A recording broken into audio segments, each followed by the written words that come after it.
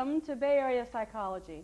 Post-traumatic stress is defined as symptoms which develop as a result of exposure to a traumatic event in which the person experienced, witnessed, or was confronted with an event that involved actual or threatened death. And the person's response involves intense fear, helplessness, or horror. Examples include wartime experiences, earthquakes, fires, violence, car crashes. Later research revealed similar symptoms, in fact, in adult children of alcoholics, which has sustained and repeated chronic trauma. So we will be talking tonight about something that can be the result of a one-time event or perhaps symptoms developing due to long-term sort of prolonged exposure. Tonight we're fortunate to have a returning Bay Area Psychology favorite, Richard Spaeth, marriage and family counselor, coming in from Sunnyvale, which is currently where you're practicing. Right. And I'm delighted you could come back and I'm glad I could too. And spend some time with us. Well, tonight, as I mentioned, we're talking about post-acute or post-traumatic stress.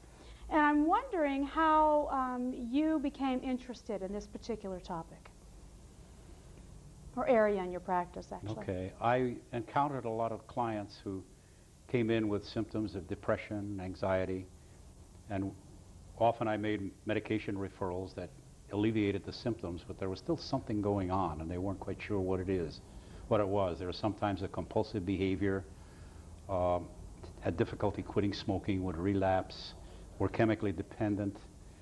And I began exploring. I'm certified as a hypnotherapist and sometimes used hypnosis to begin to find out what it was, and found out that there was very often a traumatic incident, a very terrible experience in their past lives, to which they were reacting. They were afraid to get in elevators because they'd been frightened once in an accident, or had trouble driving on the freeway, or there was an anniversary date of something, and in many cases it wasn't even quite clear in their mind what it was, but they knew on this date something ominous and terrible had happened, and they'd had the heck scared out of them. And so we often found that they were reacting to things that represented a traumatic event. It didn't even have to, it just had to be symbolic, like an anniversary date, or a certain kind of a flower, or a certain kind of a scent that reactivated the memory. And they found themselves avoiding things that they weren't sure why they avoided. In some cases, they did know what the trauma was.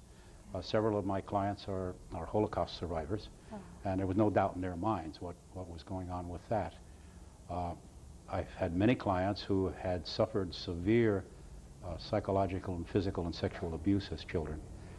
And sometimes a single major incident, but more often, as you were saying early, a prolonged exposure to an ongoing Chinese water torture type of approach. So I've looked at the effect of a trauma as being cumulative. And also discovered that we had to get some of the self-medication and other symptomology out of the way before we could discover the cause of it and then do something about that. Let's take a look at some of the symptoms that may have been presenting for your clients, which often do present as part of this disorder.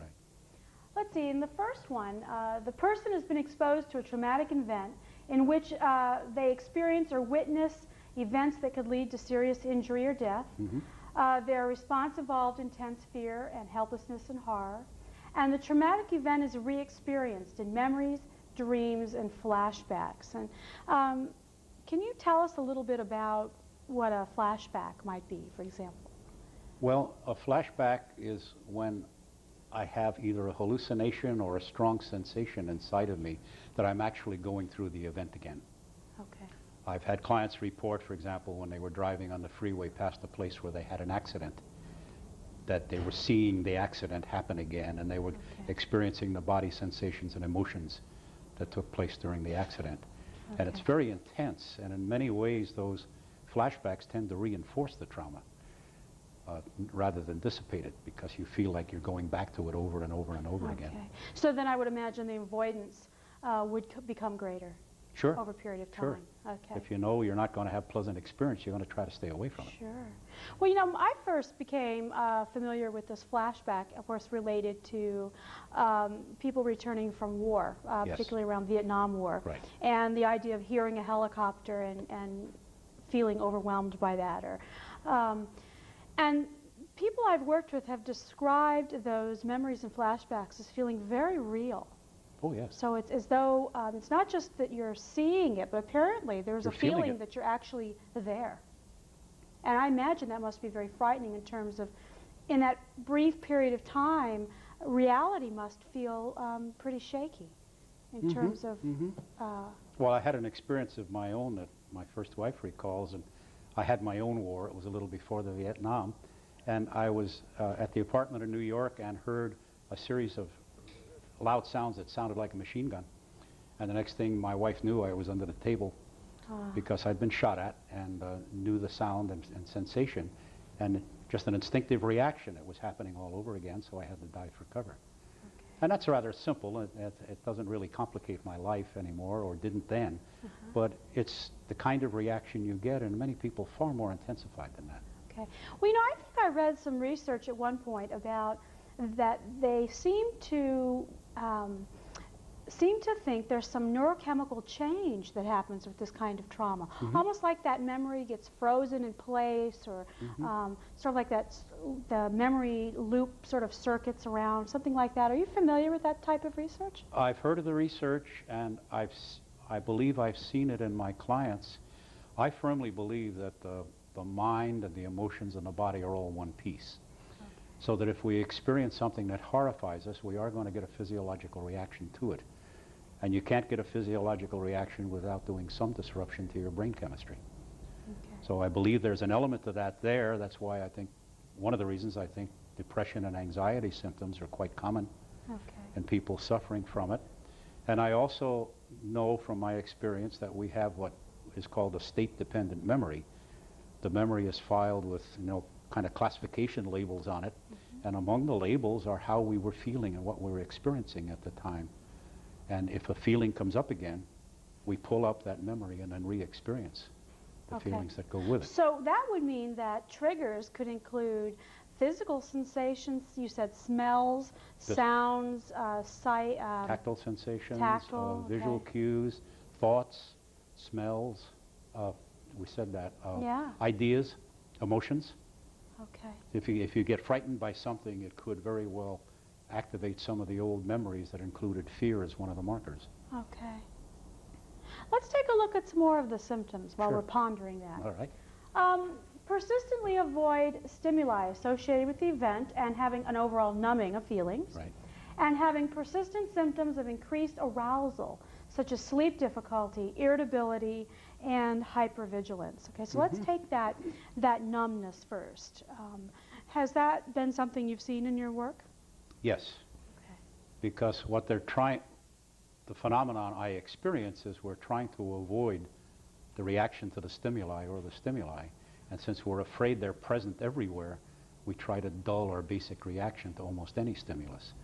So we find them detaching from friends and things that they once found to be pleasant. Again, many of the symptomatic things you see in depression. Or the anxiety, the hypervigilance. It might be lurking just around the corner. I've got to watch out for it. People who have been mugged or raped or similarly traumatized are alert to see whether or not the danger is present. Well, and as you mentioned, there are so many different cues to memory that to some degree that makes sense to me in terms of I could imagine the vulnerability given how sensitive we must be after such a trauma. And the instinctive reaction to reduce your vulnerability is to deny reality and shut down. Shut down. Okay. Deconnect, dissociate, whatever mechanism. So it may not, to the person, it may not even feel like depression. It may feel, I've had clients talk about feeling flat or not feeling anything. So they're not happy, but they're also not sad. Nothing to be upset about. They continue to function, except they have difficulty being in relationships, for example. Okay. Yes, I imagine not One of my clients wanted to be, like this man, wanted very much to be in love with her husband, but couldn't feel the love.